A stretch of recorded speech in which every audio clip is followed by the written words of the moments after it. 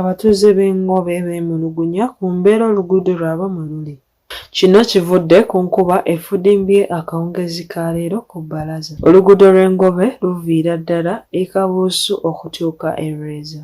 Oluguudo lw'Engobe luno lukozesebwa abantu ab'ebuli ngeri okuli ab'amamotoka, ab'obugaali, ab'ebigere kw'ossa n'abatukutuku. Oluguudo lw'Engobe luno kinajjukirwa nti lwakolebwa mu biseera bya Lumimamawuggwe we yazingirako eggwanga lyattu Uganda. Wabula ng'ebyo bikyaliwo ebityo, obweraliikirivu buno buvudde ku mukoka afubutuse mu busozi obuliraanye oluguudo luno okubuuka n'awagamira mu nnyumba n'amaduuka g'abantu abaliraanye oluguudo luno. Mu buli ngeri abatuuze bali mu bweraliikirivu nti kiyinza okubaviirako obuzibu nga endwadde nga kw'otadde ne bizinesi zaabwe okugootaana olw'obukyafu obuyinza okuva mu kasasiro akulukutira mu mukoko ono. Kimpalirizza nate okwogerako n'abamu ku batuuze era omu ategeerekeseeko nga Jane n'omulala Abudu era nga batuwadde ensonga zaabwe ezibasiiwa ku mwe. Erinnya lyange nze Jane, mbeera wano eno mu Ngobe. Enkuba weetonya amazzi gatutwala gadduka mu maduuka gaffe kanya kweggalira kutalizaako kutaliza. Gavumenti etuyambe bannange etukolere ku makubo agategeera enfuufu etukuba enkuba weetanga enfuufu etukuba bana etukooye embeera embi tuwa omusolo gwe tuwagulagawa tukooye okubeera mu mbeera eyo. Kubo lyaffe balugamba nti balikola naye amazzi gasala ne gatataganya bizinesi zaffe.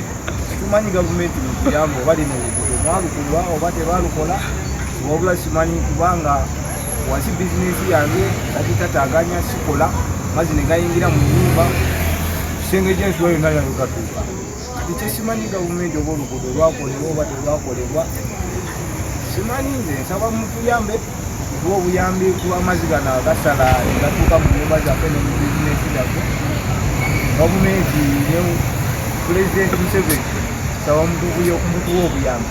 Nga bwe kiri nti buli kitundu kubeerako chairman era nga nange sironzezza nate kwogera na ssentebe era ng'ayogedde bw'ati. Erinnya Ssemakadde Second Zone, ssentebe LC wano Bunnamwaya Ngobe.